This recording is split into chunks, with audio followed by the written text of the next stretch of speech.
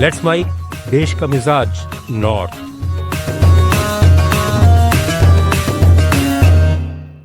देश का मिजाज, आइए जानते हैं भारत के उत्तरी राज्यों की खास खबरें। प्रधानमंत्री नरेंद्र मोदी ने उज्जवल निकम, हर्षवर्धन श्रृंगला, सी सदानंद मास्टर और डॉक्टर मीनाक्षी जैन का राज्यसभा के लिए मनोनयन का स्वागत करते हुए उन्हें हार्दिक बधाई और शुभकामनाएं दी हैं।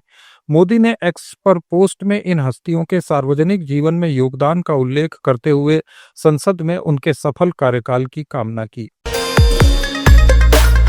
कांग्रेस संसदीय दल की मंगलवार को बैठक होने जा रही है। इसकी अध्यक्षता संसदीय दल की नेता सोनिया गांधी करेंगी। इसमें संसद के मानसून सत्र के लिए पार्टी की रणनीति को अंतिम रूप दिया जाएगा।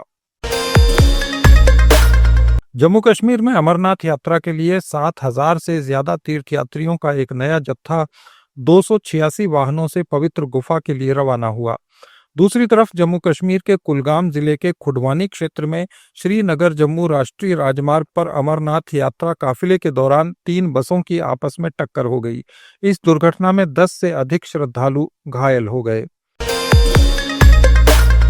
जम्मू कश्मीर के रियासी जिले के कटरा कस्बे से पुलिस ने एक बांग्लादेशी नागरिक को गिरफ्तार किया है। ये व्यक्ति बिना वैध यात्रा दस्तावेजों के अवैध रूप से भारतीय क्षेत्र में प्रवेश कर गया था। हिमाचल प्रदेश में शिमला जिले के नेरुआ फेडजपुल मुख्य मार्ग पर तंदूरी बाथल के पास एक स्कॉर्पियो शाल्वी नदी में गिर गई, जिससे 2 लोगों की मृत्यु हो गई। मृतकों की पहचान शिमला के नेरुआ तहसील निवासी कुमार सुची और पंजाब के नवा शहर जिले के गुरमेल लाल के रूप में हुई है। मध्य प्रदेश के मुख्यमंत्री डॉक्टर मोहन यादव ने कहा कि रक्षाबंधन से पहले राज्य सरकार सभी लाडली बहनों को 250 रुपए की अतिरिक्त राशि शगुन के रूप में देगी और दीपावली के बाद से प्रत्येक लाडली बहन को 1500 रुपए मिलेंगे। डॉक्टर यादव ने उज्जैन की ग्राम पंचायत नलवा में एक कार्यक्रम में ये घोषणा की।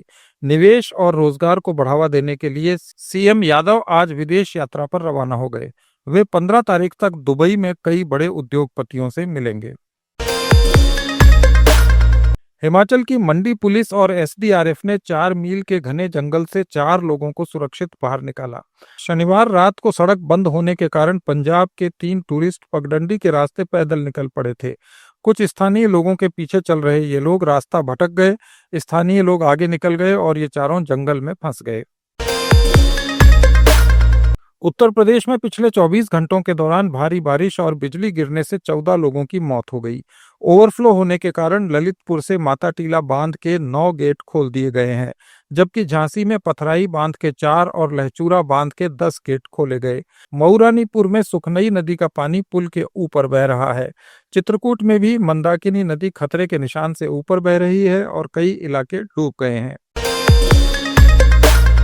अवैध धर्मांतरण के मास्टरमाइंड जलालुद्दीन उर्फ छांगुर बाबा ने पाकिस्तान की खुफिया एजेंसी आईएसआई से नजदीकी बढ़ाने के लिए काठमांडू की यात्रा की थी।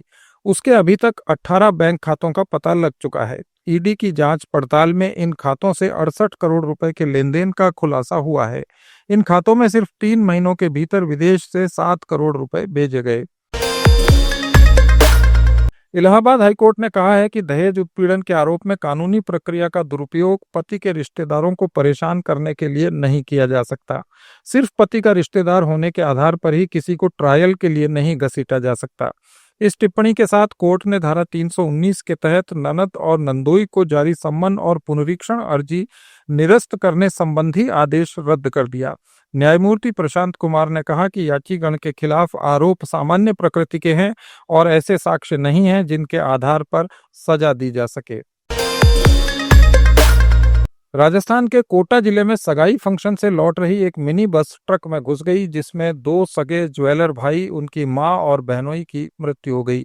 परिवार के 10 और लोग घायल हैं, जिनमें 7 की स्थिति गंभीर है। यह हादसा दिल्ली मुंबई एक्सप्रेसवे पर दिगोत उपखंड में हुआ। हरियाणा के भिवानी में राज्य स्तरीय महाराजा दक्ष प्रजापति जयंती समारोह में मुख्यमंत्री नायब सैनी पहुंचे।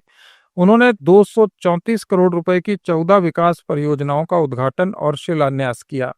सैनी ने कहा कि अगले 15 दिनों में प्रजापति समाज को 2000 गांवों में पंचायती जमीन दी जाएगी। आप सुन रहे थे लेट्स माइक,